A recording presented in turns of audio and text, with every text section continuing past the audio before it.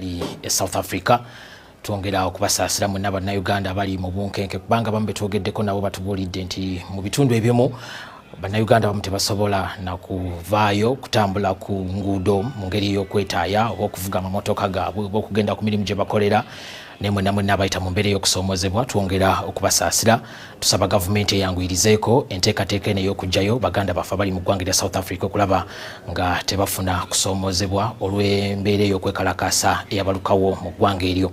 Kale eyo NTV akawungezi bw'etyo. Webale nnyo Sam Sebuliba.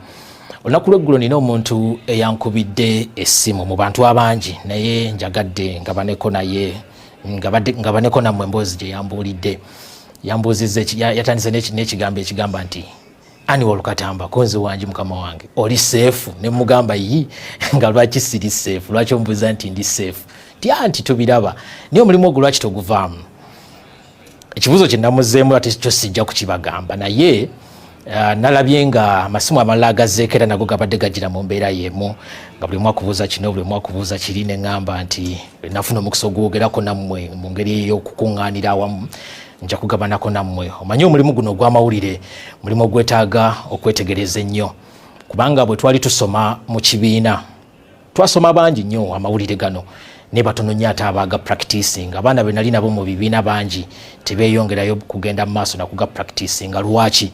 Ti mu biseera ebimu mulimu gwa kuyitibwa era nnyinza ogugeraageranyako n'omulimu nga ogw'obusomesa n'obusawo oba n'obusirikale. Bw'osanga omuntu awo ku street nga babadde batambula oba nga bali eyo gye bawangaalira mu mayumba gaabwe n'omubuuza oba asobola okukola emirimu egyo asooka n'asigamu ekifaananyi ekiri wabweru bw'alaba abasomesa bw'alaba abasirikale bw'alaba bannamawulire kifaananyi ekiyinza okujja amangu agayinza okugamba nti ogwo omulimu sisobola kukola ki sisobola kugukolera. Ekigambo ekyo kivuddeyo nnyo naddala mu kiseera kino naye nga bwe mbagambye nti omulimu guno gwa kuyitibwa weesanga nga munnange ogenze mu maaso n'okubanga ogukola ate si buli omuntu era asobola okugukola nga ggwe bw'ogukola oba nga ggwe bwe wandigukoze singa nawe wadde waguyingira kubanga okuyitibwa buli omu akukola mu ngeri yiye teri muntu akola kuyitibwa mu ngeri efaanagana n'ey'omuntu omulala.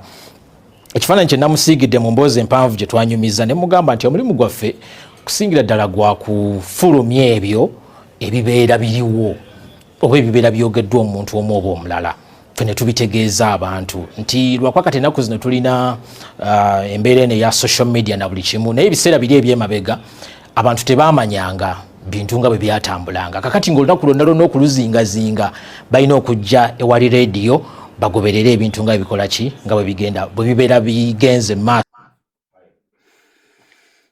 Paka nakati ekitongole ekirambika enzirukanya y'emirimu egy'ebigenda ku mpewo ekya Uganda Communications Commission tekinnafulumya kiwandiiko kitongole kirambika situation entuufu NTV mwe yaggaliddwawo.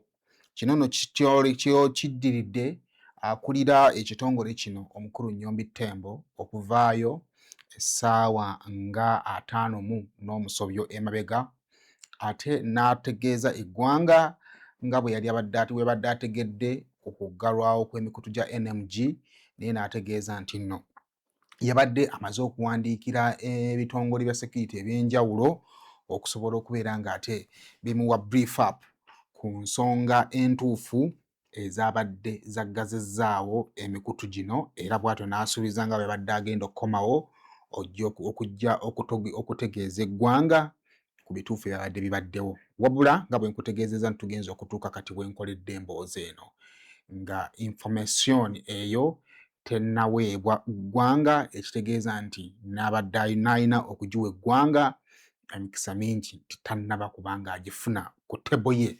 Awo nno w'oyinza okulowooza nti nno bannaffe aba NTV n'emikutu gya NMG egy'enjawulo we basimbuliza olukusa okusigala nga beetaayiza ku mutimbagano wadde nga ku mayengo tebaliyo. Era olunaku olw'eggulo abagoberera emikutu gyabwe egy'enjawulo mwasobodde okubeera nga ate mwekkaanya empeereza zaabwe nga bwe babadde bagenda mu maaso okuba nga bazibawa. Naye of course NTV akawungeezi ze zimu ku broadcast ez'amaanyi ku mukutu ogwo ogwa NTV era abantu bangi babadde bataddeko omukutu guno okubanga ate balaba oba amawulire ganaabeerayo oba tegaabeereyo, era zaagenza okubeera ssaawa emu ng'abantu TV bataddeko, era nga bwe babadde basuubira amawulire gaabaddeyo era gaasomeddwa, era abantu abawererako ddala across emitimbagano egy'enjawulo be baabaddeko nga bagenda mu maaso okubeera ng'ate bagoberera amawulire mu mbeera efaanaganako bw'etyo. By yesterday bannaffe aba NTV babadde bakyagenda mu maaso okubeera nga balumiriza nti bo ekyabaguddeko tebakirabanga kuggalwawo, naye bakirabanga obulumbaganyi obwabatuusiddwako bannaffe ab'ebitongole by'ebyokwerinda, era bakyalumiriza nti obulumbaganyi obwo bwe bwabawaliriza okubeera ng'ate bayimiriza mu nkola zaabwe naddala ku mikutu, olw'ensonga nti nno oluvannyuma lw'okuggyako amasannyalaze babadde tebakyasobola kuproceedinga na mirimu gyabwe, naye nga mu butongole bakyagenda mu maaso okukola emirimu gyabwe, just emikutu giri bo bwe bayita abalumbaganyi gye babalemesezza okubeerako gye bataliiko, naye bakyasobolera ddala okubeera nga ate batambuza emirimu gyabwe. Era ebbanga n'essaawa ze bakikoleddeko olunaku olw'eggulo tetunnafunayo ate bubaka bwonna okuva mu regulator gw'oyinza okuyita UCC ng'agenda mu maaso okubeera ng'ate abakumako n'okubajjukiza nga bwe baggiddwa ku mpewo era nga tebagwanidde era nga tebakkirizibwa kugenda mu maaso na buweereza. Okuddamu okujjukiza atali mupya wano ekyo nakyogeddeko n'olunaku olw'eggulo nti bannaffe ekitongole kya UCC ye official regulator y'emikutu egy'amawulire mu ggwanga Uganda, abo abali ku radio ne TV saako naffe abali ku mutimbagano. Kitegeeza nti singa layisinsi yo eba esaziddwamu okukulemesa okubeera ng'ate oweereza ku mpewo, kitegeeza nti naye layisinsi yo ey'okuweereza ku mutimbagano mu linnya ery'omukutu ogwo guba gugaddewo ku mainstream nayo ebeera eggaddwawo. Ebibuuzo awo nno ne bisigala nga bipayiringa okulinda paka ddi abakulu bwe banaaba bamaze okufuna ansa okudda okutunnyonnyola engeri NTV gye yaggaddwamu n'ate neesigala ng'ekyasobola okubeera ng'ate operatinga ku online, ate regulator n'atavaayo okubeera ng'ate agikwatako.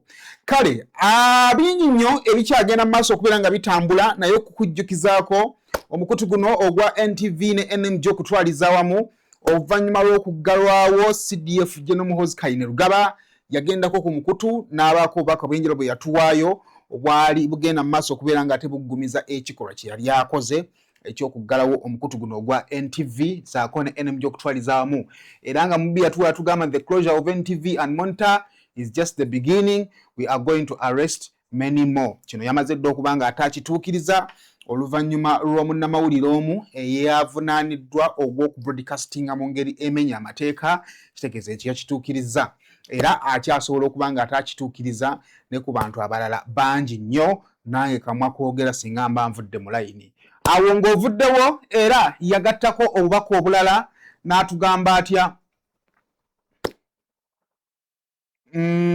Yagattako obubaka obulala ng'agenda mu maaso okubeera ng'ate atutegeeza bwe njagala okuba ng'ate nninda wano. Kino bumaze, the closure of NTV and Daily Monitor is just the beginning, we are just going to arrest more. Waliwo obubaka obulala nga sinnatuuka ku bansibirwa bwe yagattako. Kale obwo ngambulese kuba sibufunye kakati era still CDF bwe yali amaze okubeera ng'ate aggalawo omukutu gwa NMG era yasonga nnyo olunwe mu mukyala amanyiddwa nga Susan Nsibirwa. Susan Nsibirwa oyo ye managing director wa company manyiddwa nga NMG. Omukyala oyo gw'olaba ku screen oyo, era bw'atyo bwe yagenda ku mutimbagano gwe ogwa X okubaako byamwogerako yatugamba bw'ati. Yatugamba, I hear there is a small girl called Sue. We are looking for her. We will discipline her. She cannot cause chaos in our country. Mpulira nti waliwo omuwala amanyiddwa nga Sue, tumunoonya era tugenda mugunjula, tasobola kuleeta kajjagalalo mu ggwanga lyaffe. Era n'amayiza n'agamba nti Sue, I am looking for her. bwatyo bwe yavaayo okubeera ng'amwogerako. Eyamujja mu migwa yali Alan Kasujja, era bwatyo yavaayo oluvannyuma n'atutegeeza bw'ati nga Alan Kasujja bwe yali amutuukiridde. Yagamba atya? Yatutegeeza nti no, my brother at Kasujja has asked me to leave suit to him, okay? I always listen to my brothers. All police patrols and are instructed to wait for my future instructions. Wabula, olukongolo CDF lwe yali atadde ku ssu oyinza okugamba nti terunaggwa olunaku olw'eggulo, era nabategeezezzaako nti nno Andrew Mwenda yabadde asuubiza okubeera nga waliwo enteekateeka ezabadde zigenda mu maaso ez'okwogerezeganya wakati w'omukutu gwa NMG saako n'abakulu mu gavumenti, era n'atusuubiza nti nno wajja bba bakkiriziganyako olwo emikutu gigende mu maaso okubeera nga giggulwawo. I have just had discussions with General Muhoozi Kainerugaba, and we as leaders of PLU have agreed that we shall reopen both the Daily Monitor and NTV soon. However, we shall first have discussions with the management of both sister companies. I will inform them when we can have this meeting. Era bamaze okuwaayo obubaka obwo ne CDF naye n'agenda mu maaso okubeera nga ataabukonfaminga nti kituufu babadde balina talks, era ye yategeezezza ne ba stakeholders okuva mu UK n'ebweru w'eggwanga awo okulaba nti nno emikutu gino giggulwawo. Tugenza okutuuka olunaku olwaleero ng'emikutu teginnaggulwawo.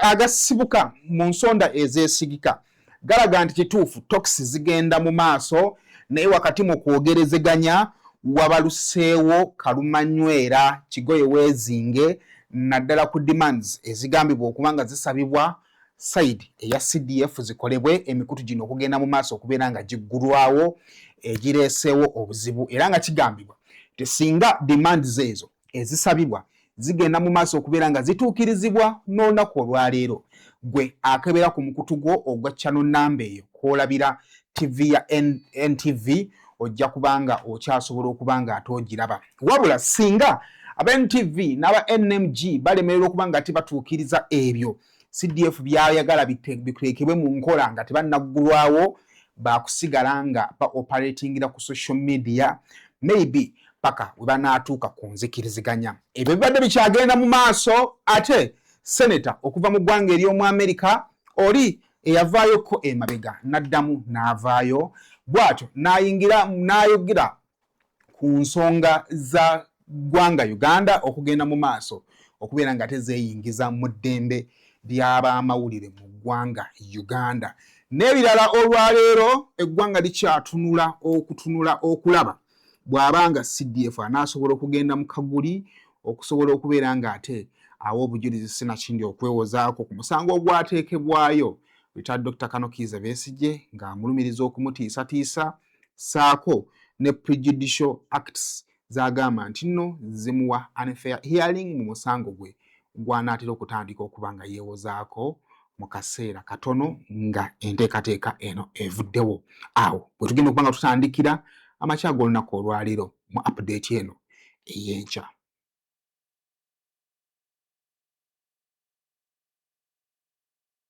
Wenna ateekateeka okuzimba obanga sayiti yo yaziŋŋama totaataagana abakugu baabano Alihira Holdings Limited ky'ekyokuddamu kyo. Tuzimba amayumba n'ebizimbe ebya buli kika kw'ossa n'okkuba plan, tusiba tiles, okola plumbing work, compound designing, painting ne construction finishing omulala yenna. Ekyenjawulo mu byonna tuzimba kabuyonjo ez'ekika kya biodigester septic tank ng'eno tewunya tejjula ate ng'okuzimbibwa etwala ekifo kitono ddala ate ku ssente ezisoboka. Oli w'amaka, ab'amasomero, hotelo, amasinzizo n'ebifo ebirala mwetaaga kabuyonjo ekika kino mutambule n'omulembe. Alihira Holdings Limited tukola ne land surveying. Oyagala kupunta ttaka lyo twesige tojja kwejjusa. Tusangibwa Kampala ku kizimbe kya Grand Imperial Mall ku Colville Street. Essimu 0701 766 992 oba ku 0702 04 543 oba ku 0789 224 230.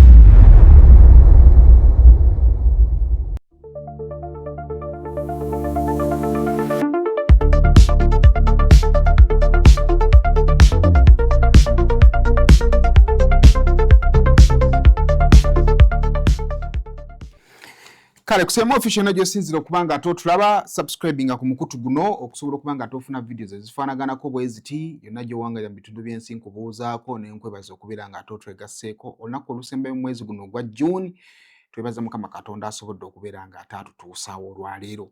Kusabye okusubscribinga ku channel eno, likinga videos zino saako n'okukomentinga, ekyo no kijja kutuyambako okubeera nga ate ebintu bino bitambulira ddala bulungi. Kale banafa ba Merino Logistics batika bintu babijja China nga babita mu ggwanga erya Uganda bakutegeeza gwe mwenna munna Uganda ayina ebintu e China ng'oyagala muntu agenda bikwetikira beta mu ggwanga erya Uganda tukusaba okubeera nga atotwekwata. Era banafa Merino Logistics tutegeeza mwenna abasuubuzi abali eyo ng'oyagala muntu yenna gw'osobola okubanga okwatagana naye okuyambako okusuubulira ebintu newoba nga tolinnya ennyonyi kugenda Merino Logistics tusobolera ddala okubanga ate tukikuyambako ate tukituukiriza ne kivaayo bulungi nnyo. Tusange ku Shiri Ganesh Plaza opposite Hardware City awo e Nakasero okusobola okubanga ate ebisingawo obitegeera. Rosemont Beddings batunda bya mu kisenge ogenda kubasanga Kasubi bw'otuuka ku bitaala bw'oti ng'agenda Namuŋŋoona gwe tuli tukutegeeza nti ku by'omu kisenge byonna bye weetaaga ffe batuufu bw'oba olina okuba nga weekwata. Njagala okwebaza omukyala gye wankubidde essimu bami bw'ogenza okuwagira. Mwebale nnyo mwebale ddala bagenda okuwagira naye ng'owagira kubanga walaba Sayimo ng'alanga. Kakati naawe obanga kituufu kyakufuna kisenge kirabika bulungi nkusabye ogende ku Rosemont Beddings bakube ku namba yaabwe y'essimu ebisingawo okusobola okubanga ate obitegeera. Kale chap tutandikiddewo olunaku olwaleero. Court enatera okubanga ate etuula enkulu. Jukira olwaleero ennaku z'omwezi 30 omulamuzi Bagumazi yateekawo okubeera nga ate awulira omusango ogwateekebwayo Retired Dr. Kanokiza Besigye omwo mwe yali mwavunaanira CDF General Muhoozi Kainerugaba olw'ebigambo byagambye ebitiisatiisa byabadde agendanga mu maaso okubeera nga ate amwogerako ku mitutu emitimbagano omwo mwalina okumutemako omutwe n'ebirala bingi nnyo okubuuza lunaku ki lwagwanidde okubeera nga attibwa. Okwo Dr. Kanokiza Besigye kwe yagatta okugamba nti nno waliwo ebintu ebiri prejudicial ebibadde bikolebwa era ng'alowooza nti ebyokumutiisatiisa nga biraganga omusango gwasinga edda birina engeri gye byandamayininga mu fair trial erina okuba nga ate egenda mu maaso kubanga balumiriza nti nno CDF muntu w'amaanyi mu ggwanga muno bw'abanga yali ku mutimbagano gy'asinzira okugamba nti Besigye mutujju nga n'omusango tegunnamusinga abanga apreempting omulamuzi okuwa ensala eri mu linnya ate eri ebyo byagenda mu maaso okubeera nga ate ayogera okwo kwe yagatta engeri enkwata gye baakwatibwa mu ggwanga erya Kenya n'engeri gye bayingizibwa mu ggwanga erya Uganda okukkakananga CDF aloopeddwa ate n'abasirikale babiri okuli Kano Peter ahimbisibwe ne Lieutenant Kano ayebazibwe ndowooza yes be baasobola okuba nga tebaloopesibwa bwamu ne CDF saako ne Anthony General. Kakati nabategeezaako nti ennaku z'omwezi 18 June Lieutenant Kano Daniel Atwine yasweyalinga affidavit omuli okwewozaako kwa CDF saako n'abasirikale b'amagye bano ababiri era nga bw'atyo ebimu ku ebyo yayincludingamu yagamba nti ebigambo bya CDF byali misconceived oba byategeerwa bubi. Ekyokubiri n'ategeeza nti nno ebigambo bino byali baseless ebitaaliko mu mutwe n'amagulu era mu mpoza yaabwe ne basaba omulamuzi okubeera nga ate agoba omusango guno. Bino bigenza okujja nga lawyer oba lead counsel yali mu musango guno nga ye mulodi w'ekibuga Kampala we twogerera atemeza mabega wa mitayimbwa era nga naye olunaku olwali abadde aleeddwe mu kkooti e Makindye okuba nga ate agoberera emisango gye.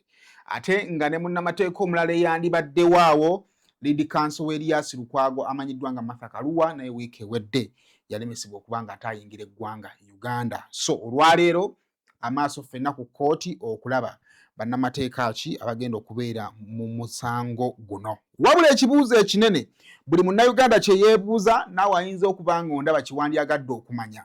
Byonna tubyogera pokopoko tumwogera naye ye omuloope anaasobola okuva gy'ali asobole okuba nga agenda mu kkooti okusobola okubeera nga ate yeewozaako awo nno we wali ebibuuzo eby'amaanyi oba CDF General Muhoozi Kainerugaba anaalabikwako mu kaguli okusobola okuba nga ate yeewozaako. Wabula bw'owanga obaddeyo ng'ogamba nti tekisoboka kiyinza obutasoboka ku CDF General Muhoozi Kainerugaba naye ate mu byafaayo by'eggwanga Uganda kyali kisoboseeko. Omwaka gwa 2017 eggwanga Uganda bwe lyali mu nteekateeka gikwatako okusobola okuba nga ate bajja ekkomo ku myaka. Jjukira bulungi nnyo paalamenti eyo mwe mwali essaawa zino pulezidenti w'ekibiina kya National Unity Platform Honorable Kyagulanyi Ssentamu mu paalamenti eyo yalimu omugero ogwaseka mugujjukira bulungi nnyo mutogikwatako. Kaakati mu kusobola okukakkanya akavuyo akaali mu paalamenti, amagye gaalabibwako mu paalamenti ate nga tegakuuma ku paalamenti, tegaalina mulimu ku paalamenti eyo. Abasirikale ba SFC abemwalaba abaali mu Leeya ssaako n'ab'amagye abaasigala wabweru baaleetebwa. Kaakati oluvannyuma lw'okuyisa etteeka eryo, abamu bali waliwo abaddukira mu kkooti okusobola okubeera ng'ate bawakanya etteeka eryali liyisiddwa n'embeera eyali yeetoolodde etteeka lino okuyisibwa. Kaakati Attorney General yaliwo mu biseera ebyo bwe yali asharinga affidavit ey'obujulizi obwali bwagendera okubeera nga teyeewolereza n'ensonga lwaki amagye gaali galeeteddwa. Yayogera ku CDF yaliwo ebiseera ebyo General David Muhoozi, era bw'atyo General David Muhoozi prosecutor yamusamoninga okujja mu Kaguli, era bw'atyo yajja. Bwe yajja mu Kaguli bw'atyo prosecutor n'agenda mu maaso kubeera ng'ate amusoya kajjogijogi bw'ebibuuzo saako n'okuwa obujulizi lwaki amagye naddala ekitongole kya SFC kyalabwako ate mu kkooti ku lunaku olwo. Era bw'atyo nannyonnyola n'ategeeza nti nno bo okujja kw'amagye mu paalamenti baali bazze olw'ensonga nti no IGP yali abayise. Kitegeeza ki?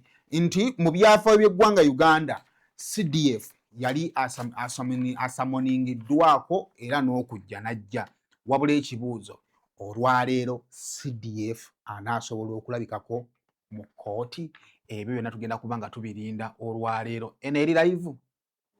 Yeyaaluli lwetula lwa kkooti olwaluli.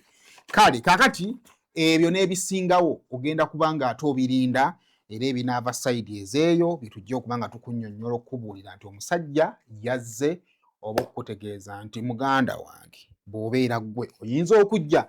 Honorable Ssemujju y'omu ku abo abaatadde post z'olowooza nti zisoomooza CDF oba anajja oba tajje. Era nga Honorable Ssemujju mu bubaka bwe yatugambye, General Muhoozi Kainerugaba will tomorrow go on trial together with 2 officers for abducting Dr. Kizza Besigye and his AD Haji Obedi Lutale on November 6, 2024 from Nairobi. Besigye filed an enforcement of right application whose hearing Judge Baguma fixed on June 30th. Muhoozi abducted Besigye's lawyer Elias Lukwago, who was set to serve him court papers. Muhoozi also deported Honorable Martha Karua, who was leading Besigye's defense. So ebyo bye biriwo, tujja kulinda tulabe kigenda kubanga kiggwa kitya, era bw'anaaba tazze nsonga ki egenda okuba nga ate tuweebwa. Niggwe ali mu comment section osobola okugira nga ompaayo ng'olowooza omukulu anaalabikako. So awo nno bwe tuli ebintu bwe bityo bwe bitambula, katulinde tulabe. Of course nga bwe nkutegeezezzaako fe omulimu gwaffe kubibawa, kubategeeza nti olunaku lwe lwaleero omulamuzi Baguma lwe yawa.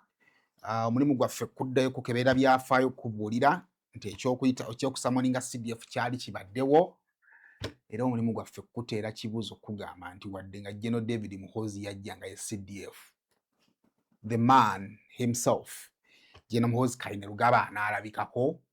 Ebyo byonna tebiri wala. Wezinaaweera ssaawa nga 8 ojja kuba omaze okutegeera enteekateeka eyo nga bw'enaaba etambudde ffe weetuli okubeera nga ate ekyo tukikutegeeza n'okikubuulira. Kale awo munzikirize nveewo tweyongereyo. Kale by yesterday twavudde wano nga bwe nkuwadde mu preamble yange nga tukutegeezezza nti bw'olaba signal ya NTV ng'etandise okutestinga, kitegeeza bajja babakomyewo kubanga enjogerezeganya zigenda mu maaso kubanga ate zitambula.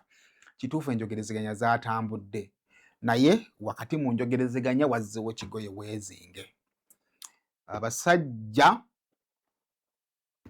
demands zibaleka balina nnyingi, and demands ezo ziyinza okuba nga zikalubiriddemu abakulu ku NMG okukkiriza. Kakati muzimu ku demands eziriwo mwe muli abantu singa baba batambudde ku demands ezo nga bwe zigambibwa abayinza okufiirwa emirimu gyabwe.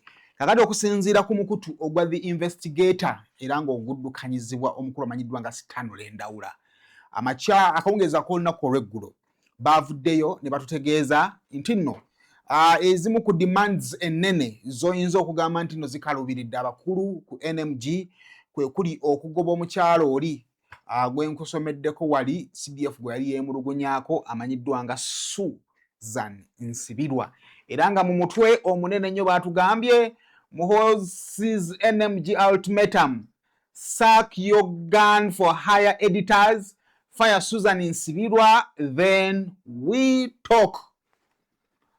Okategedde bulungi nnyo akantu ako. Ba editors abasasulwa okubeera nga bakuba gavumenti okusinziira mu ndaba ya CDF ne omukulu oyo Kalawaga Susan Nsibirwa musooke mu mugobe ate tubeeko kye twogera. Now in details, okusinziira ku kwogerezeganya okwabaddeyo, conditions ezaateereddwawo singa NTV eba yakudda ku mpewo naddala NTV ne Daily Monitor, wagenda kubaawo ba editors abayinza okuluuzinga emirimu gyabwe kubanga abakulu bagamba nti beedita bano emirimu gyabwe babadde bakisusse okuba nga ate bagissaamu feeling, era nga kigambibwa nti beeditors bano basengejja ebyo ebirina abalala bebikolera nga tebikolera gavumenti, so ne gavumenti n'egamba olumu nga mwagala tubeeko bye twogera, beeditors mu bagobe ffe weetuli okuba nga twogera. Awo ng'ovuddewo we mulaba mawulire ga NTV akawungeezi waliwo omuntu akusunsulira eggulire n'ogamba omwana oyo asengejja eggulire, omwana oyo atemaatema ensonga. Kakati mwaba abatemaatema ensonga, okusinziira ku lisiti eyaweereddwayo waliwo abayinza okufulumizibwa omukutu okusobola okubeera nga ate gudda ku mpewo, era nga abakulu ensonga gye bawa wadde nga batemaatema ensonga, ate nga bwe batemaatema ensonga nammwe abantu mugamba kituufu otemyetemye ensonga, kyandibanga entemaatema y'ensonga abakulu si bamativu nayo, era nga NTV okudda ku mpewo abamu ku ba senior reporters oyinza obbo balina mu bwongo, wandibanga togenda kuddamu kubalaba nga bayinza okweyunga ku Street FM okusobola okubeera nga ate kisobozesa omukutu guno okubeera nga gudda ku mpewo. Bw'ovaawo waba senior presenters naddala abahostinga political talk shows, era nabo waliwo lisiti eyafulumiziddwa oba baateereddwa ku lisiti nga nabo omukulu agamba nti oyo mumugambe nti dismissed musobole okuba nga ate mudda ku mpewo, era nga nabo agamba nti nno engeri gye bakubirizaamu show zaabwe erabika teri balanced, ekimaliriza nga kirese ebizibu nga byeyongedde ate ku mukutu guno n'engeri gye gutambuzaamu ebintu byagwo.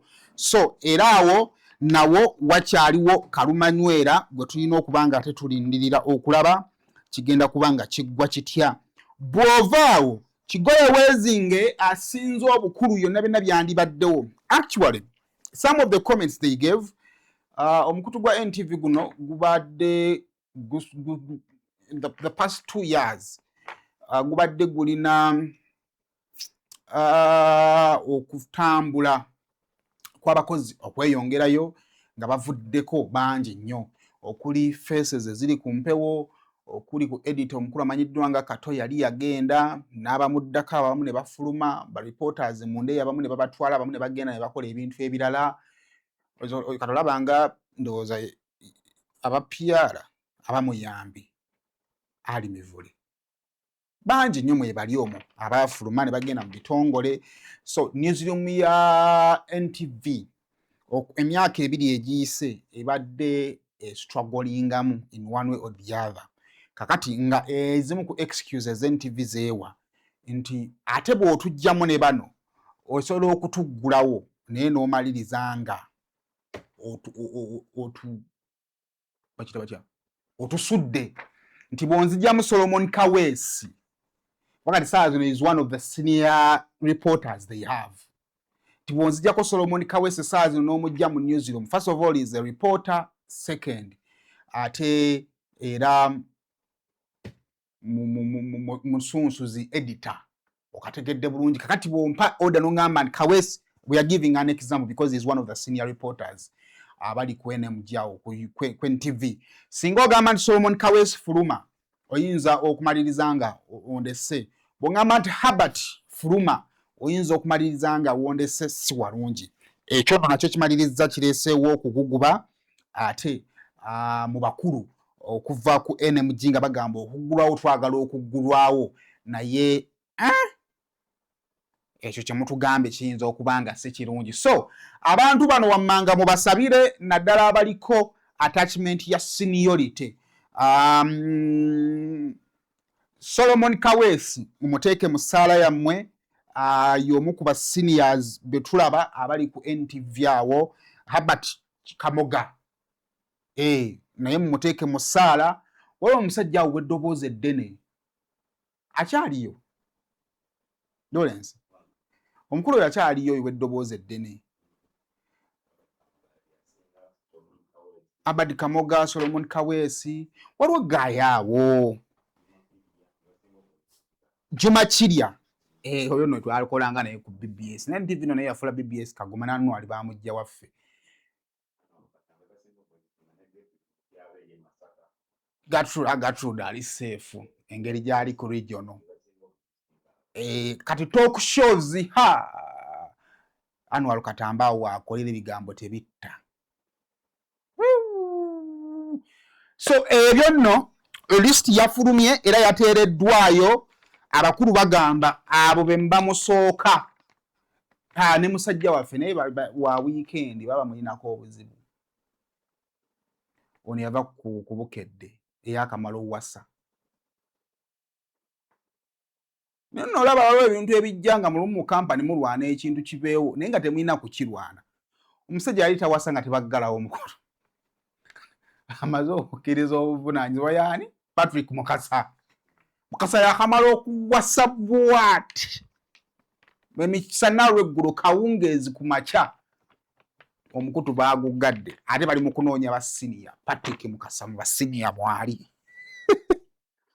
Olwo nno obudde buba butabuse naye n'abalala abateereddwa ku lisiti waliwo n'abamu be mutamanyi ababeera emabega abakulu be batadde ku lisiti nga bagamba musooke mufulumye abo. We mufulumye abo we tuli okwogera. Kakati Kigoye Weezi ng'asinga obukulu ali wano ew'omukyala Susan Nsibirwa era nga ye managing director wa NMG. Oyo naye abakulu bagambye ono bano abalala tusobola obbagumiikirizaako kubanga jjukira ebiseera ebisinga eno wansi tusobola okuba nga naffe tulina kye tufumba naye waggulu eno wemba nga mulina boosi atyamu ebimu tebiyita. Kakati kirabika ewaabwe Nsibirwa gumite. Kakati gyakomye okubeera gumite abantu be ne babeera wumite. Kakati bagamba ono waggulu yakyasinza okuleeta obuzibu, yasinga okuwaganya z'abaana. Wo video lina gibazanya wakwali ali mu sound emu tebalaga naye ndowooza mu kakiripo ke twasigazaamu kakiraga yali agezaako kuvayo okunnyonnyola how it feels. Boss okwasayininga omwana okugenda okureportinga n'akamaona akugamba nti boss bankubidde mu field gye mbadde ngenze. She even cried. Kakati those emotions abakulu bagamba nti ono she's directly attached eri abakozi be. Bwe bagenda mu field n'obayisa bubi bareporta emotions ze bajja mu field bwe batuka ku stations managing director aliwo azifyuminga bufyuminzi. Tugenda okumaliriza ng'omuliro guzze ku mpewo ate ne kumaliriza nga gutwokezza. Naye obuzibu obuliwo nti jjukira Susan ono ndowooza like 2 years ago NMG we yakoleramu changes n'ajja mu control but alina bamanagers abakyala bangi ndowooza era ne gundi va naye mukyala alina manager abakyala bangi but kirabika feva gyalina mu corridors za NMG zambukira ddala paka eri waggulu mu ba top boss. Kakati obuzibu ne bujja nti wadde nga abakulu bandyagadde okubeera nga tebaggulawo emikutu kubanga buli lunaku oluyita baabongera kubanga bafiirwa ssente. But Susan w'amaanyi nnyo before her bosses. Ekyokubiri, she has registered results. Mu kaseera nga media houses ziri mu kustrugglinga, oyinza okugamba nti ayinza oba alina like 1.5 gundi ezistruggling awo. 1 radio and a half over TV. Tekola nnyo tekola bubi. Zezigezaako okustruggling ate nga yazisangawo. So bwe bagenda maaso kugira nga tebaregisteringa, bw'ogenda mu performance, the TV is doing well, KFM eri ekola bulungi, Daily Monitor ekola bulungi. So bw'omumakinga kiyinza okuba ekizibu omwanda makinga. So ne bannannyini company tebandyagadde kuluuzinga mukozi afaanangana nga Susan Nsibirwa. Now awo kati akattuwe kali side ya conditions esikamuko negamba mwe mukole ebyo mujje tunyumye tudde ku mpewo. Side eri egamba okutuggulawo naye ng'ate otusudde. It doesn't make sense. Tutuule tulabe tutereezezza tutya bano b'oyagala baveewo biki bye bakola obubi bye tuba tutereeza naye tusiga tu maintaining the same faces. Now the challenge is abakulu bano aba tariff babayita aba tariff limited abakagula NMG okujijja kwa Aga Khan. Few months nga bakagula company eno sente za tebanazirabako nawe bazitadde. Omukulu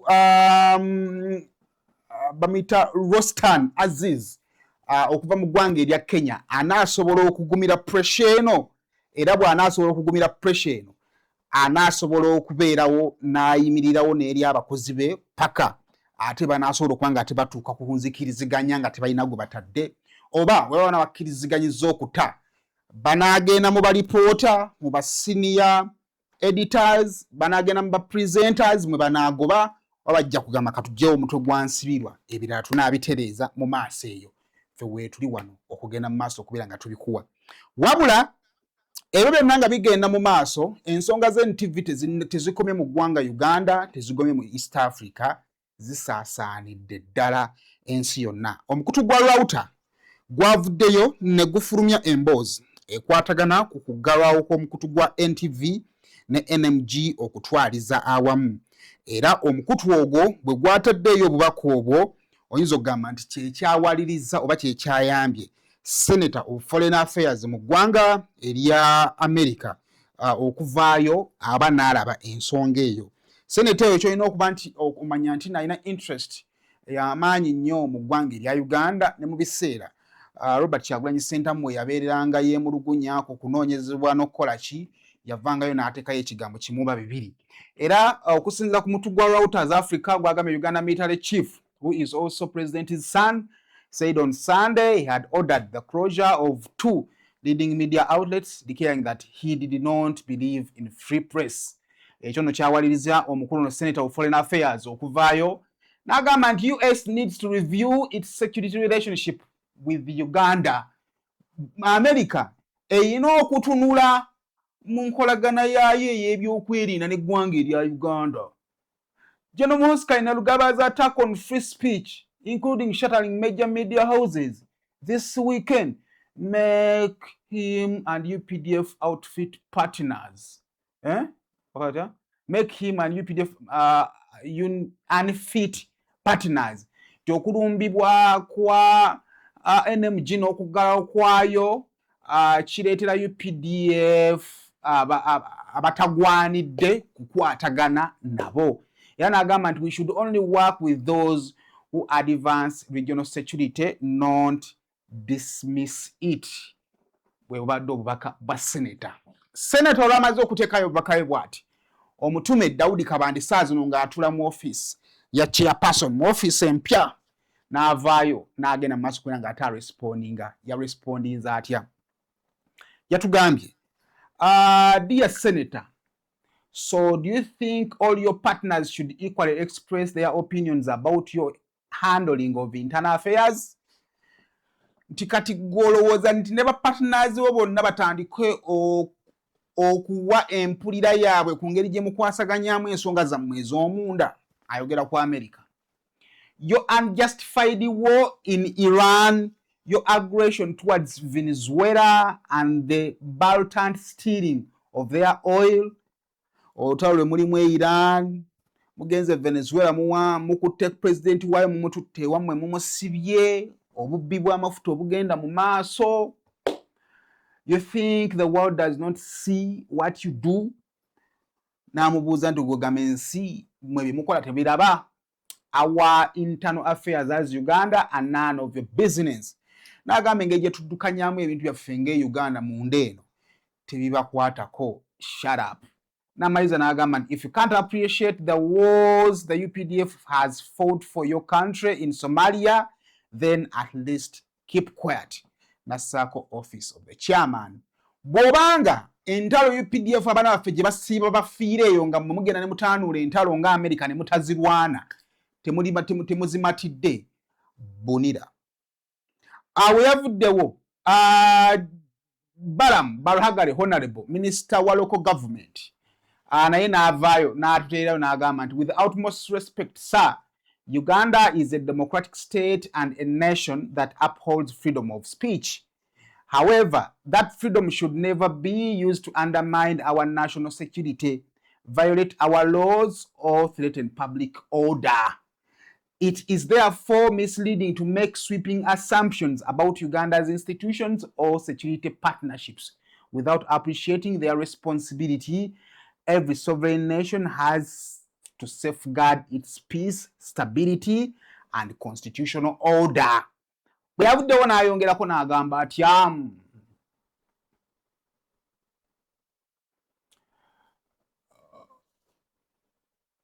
okay.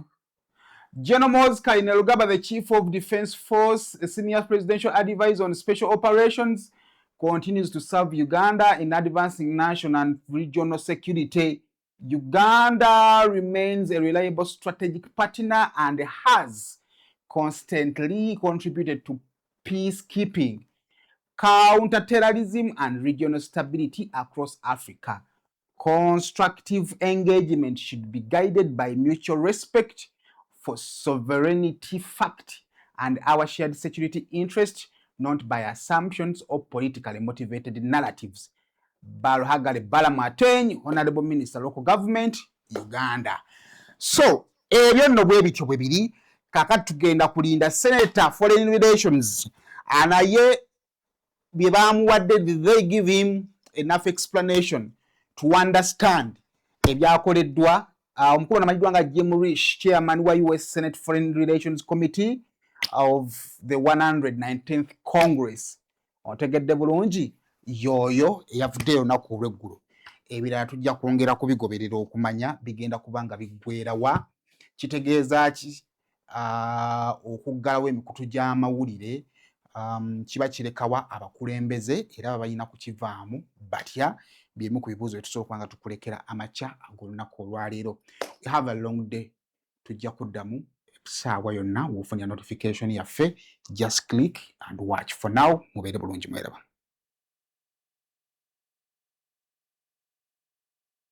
Meet our passionate creator, ready to bring ideas to life at Truth Design Academy. From mastering graphic design to creating stunning visuals, this is where creativity begins. But design is just the start. Lights, camera, action. Exploring the world of filmmaking is just as exciting. With hands-on experience, every challenge turns into a learning opportunity and success is just a step away. At Truth Design Academy, we offer courses in graphic design, film production, digital marketing, website design, 3D animation, and photography, including drone technology. Your creative journey starts here. Enroll today and turn your passion into a profession.